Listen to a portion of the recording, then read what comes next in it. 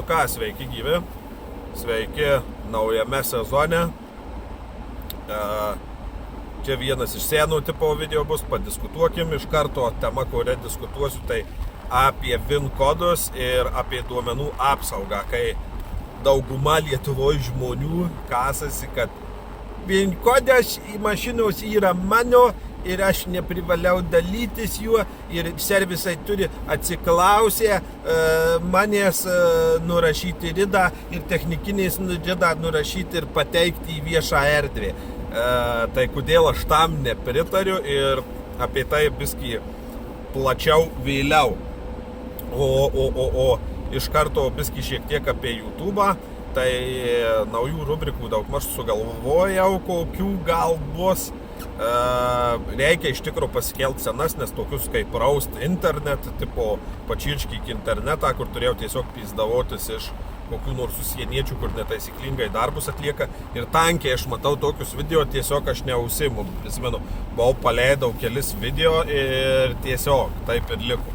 Tai pats nusprendžiau su YouTube'ais algoritmų nekovosiu, nes jis nuolat keičiasi ir jį suprasti tikrai yra sunku, dar kaip biskį kalbos dislekcija linkės ir panašiai. Tiesiog nusprendžiau vieną dalyką daryti, nefilmuoti video tomis dienomis, kai esu po naktinio budėjimo ar kur, tai biskį neskatina kalbos dislekcijos ir greičiau sudėlioju ir sklandžiau mintis ir nesikartoju. Tai, o su YouTube'ais tai vat, tas kariavimas, kaip sakau, gruodžio mėnesio video buvo top 3 populiariausių apie garažo šildymą, kuris visiškai jokio populiarumo nebuvo susilaukęs ir nufilmuotas prieš 3 metus.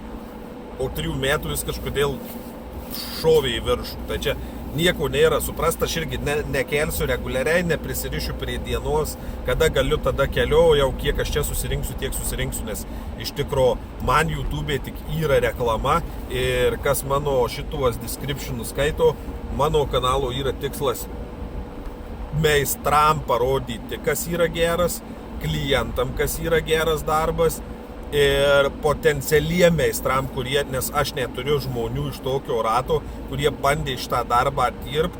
Pas mane daug konsultavusių po metų pasakė, žinai, aš gal geriau varau kurjerių dirbti, arba dar su kitu vyruku daistė kažką kitą žiau daryti. Nesupratau, kad tai duoda ne jam, tai gal kai kuo šitie video padės jums suprasti, neįkišus pirštų į špaklių ir dažus, kad tai ne jūsų duona. O mes tai jau čia visi šitie keibulistai, jau mes narkomanai, jau mes per šventes sėdim ir įsivaizduojam, kaip tuos geltonus miltus trauksim. Šnervė, va, iš ryto net viena neveikia, jau profesiniais lygos praktiškai tik su gerais vaistais atsikiša, tada užsikiša kita šnervė. Tai ką, dabar apie VIN kodus. Apie VIN kodus buvo čia Malinauskas video paleidęs kaip Car Vertical, neaišku kaip atsiradusi firma. Aš šiaip už tokias firmas, bet už švariai dirbančias firmas ir švariu keliu įsteigtas, nes gaunasi iš valstybinių firmų kažkokiais ryšiais labai lengvai gauna duomenis ir susikaupia kapitalą. Tai toks gaunasi, kokiais keliais tu atsiradęs, tai faktas, tu esi kažkokio politiko dukterinė firma arba su politikai susijusi, kuris savo išleido firmą ir įgaliojo valstybinės firmas rinkti duomenis ir tuos duomenis įtraukti į tokių kaip Car Vertical ataskaitas. Bet kartu išlindo, kad ta Car Vertical su atitinkamais pažįstamais viduje žmonėmis lubos atsikabinėja. Mašiną reikia įskeisti. Toks planas yra. Su atitinkamai žmonėmis galima įtakoti duomenų pakeitimą viduje. Reiškia, jų nieks nekontroliuoja. Nu ir ten, kaip tas sako, o teismas vos nekliovėsi tų ataskaitų duomenimis. Aišku, aš nesakau, kad ten legit yra, ką moteris sako, ten tame Malinausko video galimas daiktas, kad jinai viską irgi iš šiknos būrė, iš tikro kažkokių nesąmonių prisidarius ir jie tik tai užankštė, kad duomenys perėjų. Tai va, mano toks mąstymas, jūsų asmens kodas yra asmeninis reikalas. mašinos VIN kodas yra mašinos identifikacija. Ir mašinos VIN kodas ir yra tam skirtas, kad detalizuot, kokia jūsų mašina yra ir apie ką kalbame.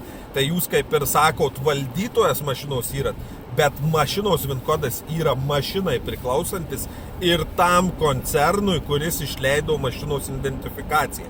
Ir pavyzdžiui, kai čia Europoje dėl tų duomenų apsaugos ir aš nesuprantu paskui tokiom, kurios gerai dirba firmom, nes yra ne tik Car Vertical firmų, sakykim, galima sakyti, užtveria kelius gerai ir kokybiškai dirbt, o šitiem visiems tokiem išverstas kūriam atitinkamoje sistemoje sėdint ir žinant, kaip sistema veikia, padeda nuslėpti mašinos tikrąją būklę.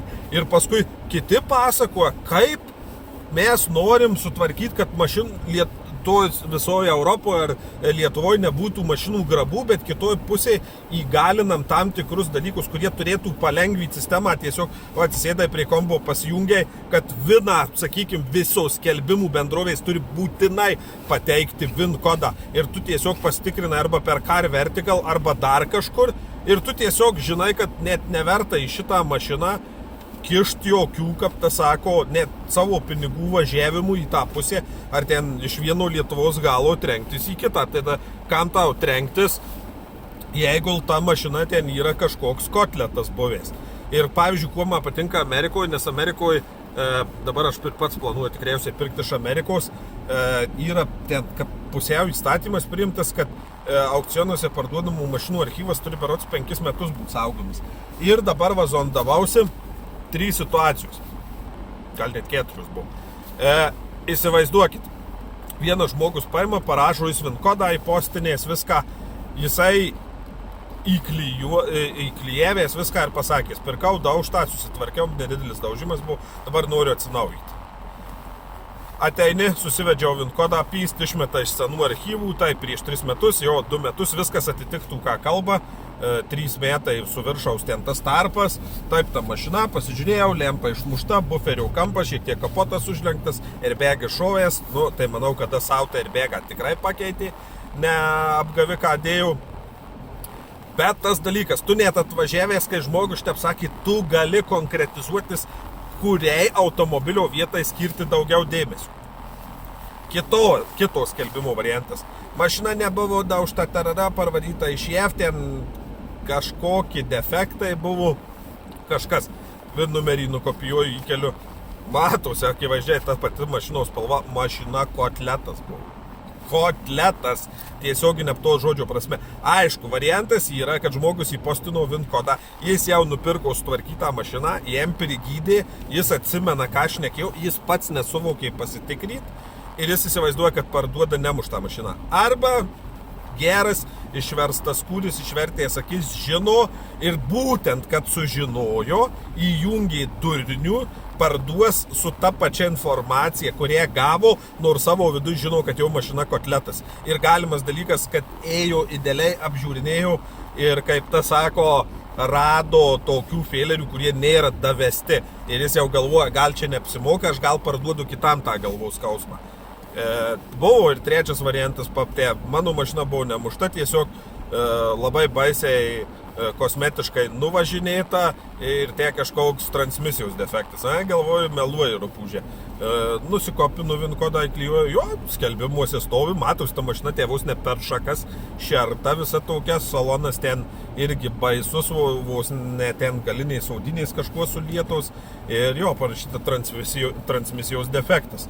Nu, tai jis gal nusipirko, dasivedė ten tas visus salonus įsivalė, ar persisiuvo, ar iš kokio daužto kotleto paėmė, perdėjo ir kažkokiais būdais dasivedė, arba firma kažkokią davedė.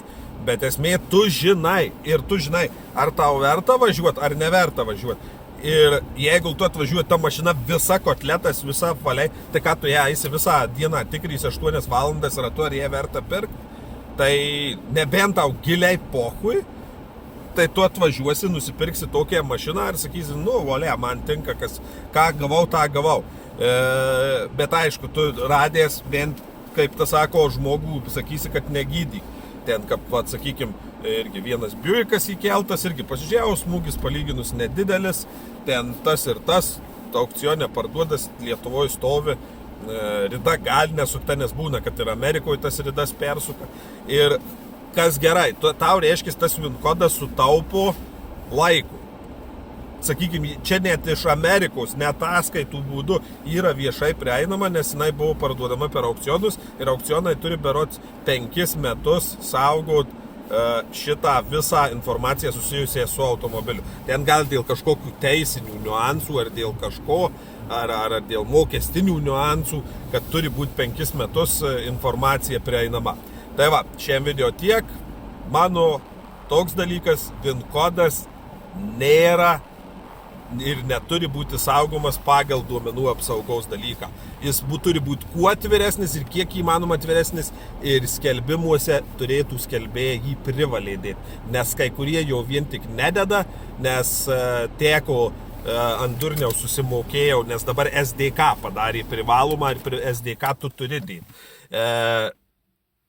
Bet žmonės pamiršta vieną dalyką, kad tu gali rasti VIN kodą pagal SDK.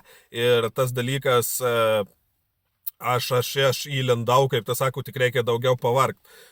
Susiradau tam tikrus dalykus ir pagal SDK radau šitą mašinos kėbulo numerį, o mašina irgi buvo, pasirodo, kotletas. Ir jau tu gali įtart, kodėl žmogus kiti tai suklijuoja ir SDK, jeigu Lietuvoje registruota, ir šitos kėbulo numerius, o šitas jau kėbulo numerio praleidės. Nu tai patys supranta. Tai mano nuomonė, VIN kodas turėtų būti laisvai prieinamas ir nesaugomas jokio apsaugos duomenų šitą duomenimis, nes realiai tu eini į parduotuvę, visur tą VIN kodą kaišioji, kad kiek įmanoma tiksliau atrinkti tavo automobiliui tinkančias dalis. Tai va, dėkui, peace out.